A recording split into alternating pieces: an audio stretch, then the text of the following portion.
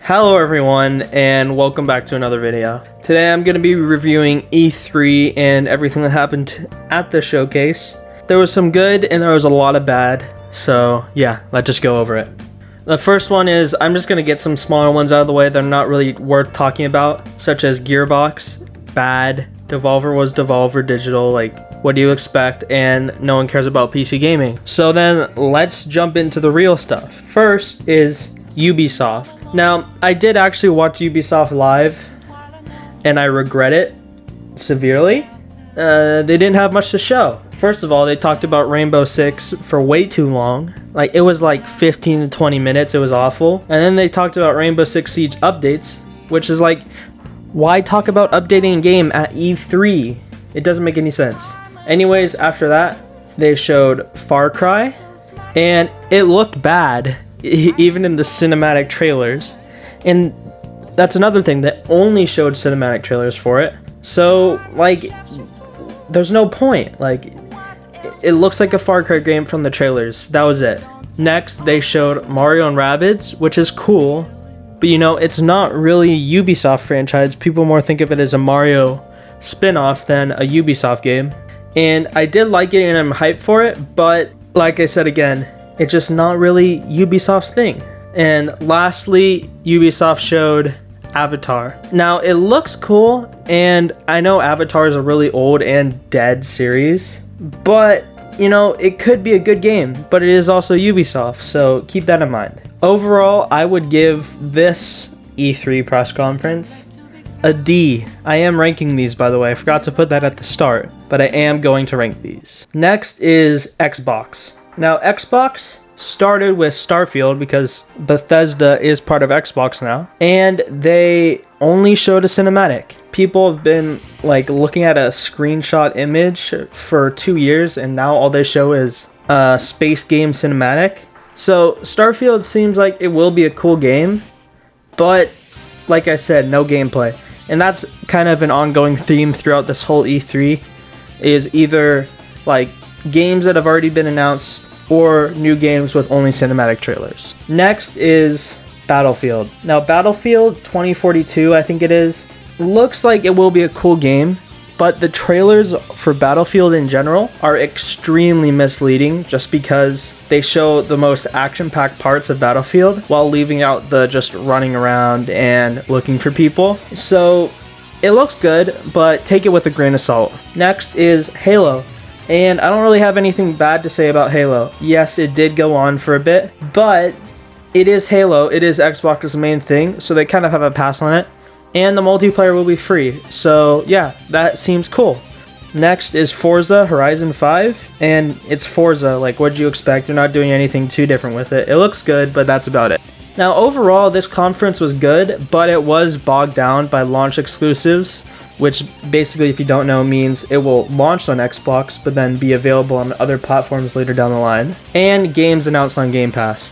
Like, Bethesda announced like 20 games on Game Pass, and it's just like, why are you announcing this at E3? Shouldn't this just be announced in like a tweet or something? Like, but overall, it was a really good press conference, especially compared to some other ones. They did show some interesting indie games, but nothing too of note to come.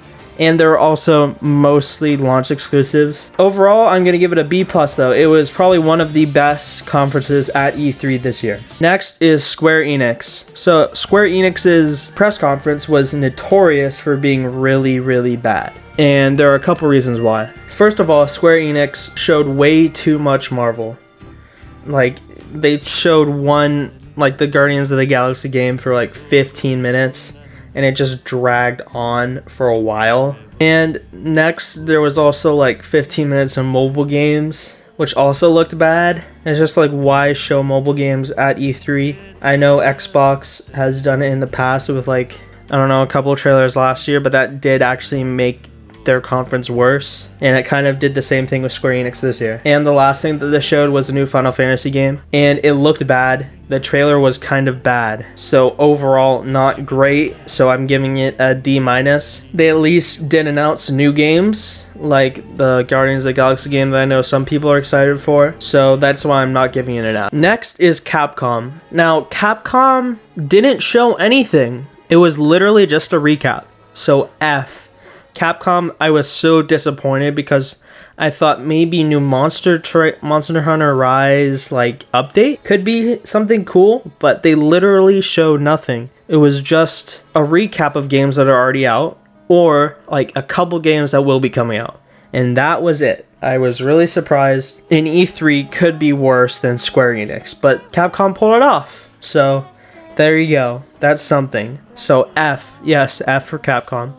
The worst showcase at E3 this year. That is not Gearbox. Gearbox may have been worse. Actually, no. Capcom was worse than Gearbox, so yeah. The worst single E3 press conference this year. Alright, next is Nintendo. Now, a bunch of people were looking to Nintendo to kind of save this E3, and I think they actually did pull it off. Now, first Nintendo announced Kazuya in Smash, which is actually really cool. I know a bunch of, like, some people weren't super excited for it, but it is actually a good inclusion for Smash Bros. Just because Kazuya in Smash is actually pretty good because it's a character from a new series. It's Bandai Namco. A bunch of people weren't expecting it at all, especially not for E3. And lastly, it legitimizes Smash as being a fighting game. So I think Kazuya overall is a pretty decent inclusion. Next, they announced Monkey Ball Anniversary Collection. I don't really know what it's called. I think it's Monkey Ball 20th Anniversary something. All new Monkey Ball games being remastered. And it will be coming out on other platforms, which, it's whatever, but it was announced at Nintendo's E3, so I'm including it with that. Next is Mario Party Superstars. Now, I like this because they tried it before on 3DS with Mario Party Top 100, which was bad,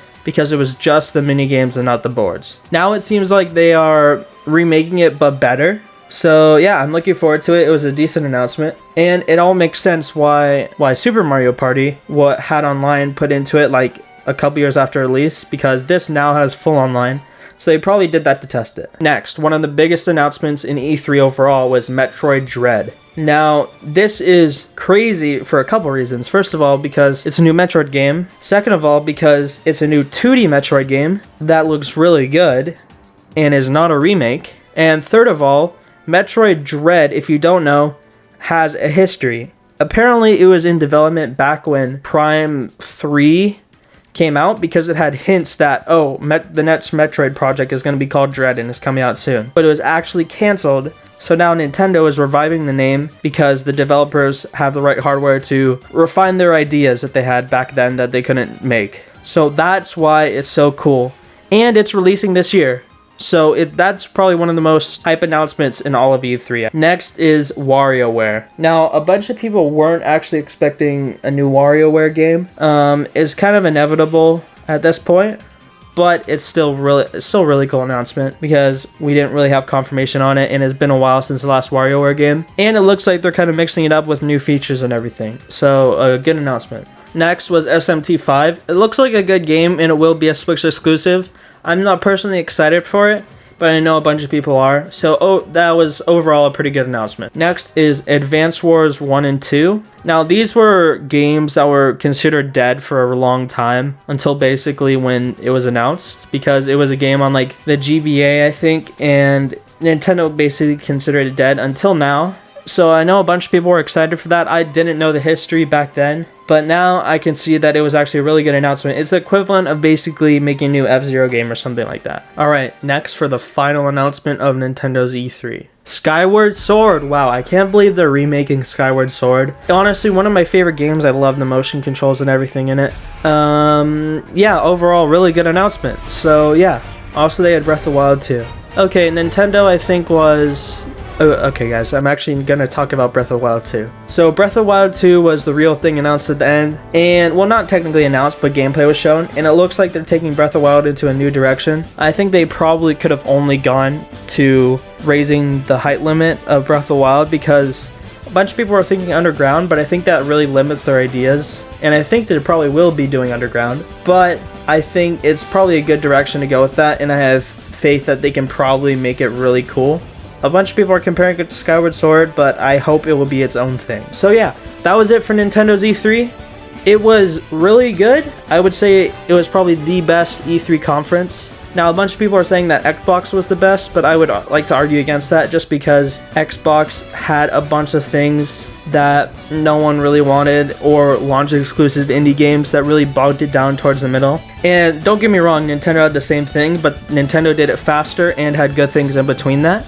Also, Xbox didn't have a bunch of new games announced. They did show gameplay for a couple things that are already announced, but everything that was shown was either cinematic trailers or Forza. So that's why I think they're a little bit lower than Nintendo. Alright, so this whole year I will rate probably a C, because Xbox and Nintendo was really good, but everything else was garbage. It was like highest of highs and lowest of lows pretty much. So that's why I'm going to give it just an average C. Thank you everyone for listening to my opinions on this year's E3. If you agreed or disagreed, please leave it in the comments. And if you enjoyed this video, please like and subscribe. I know it's the YouTuber stuff, but it really does help me out. And check out my channel for more content. Anyways, I'll see you guys later.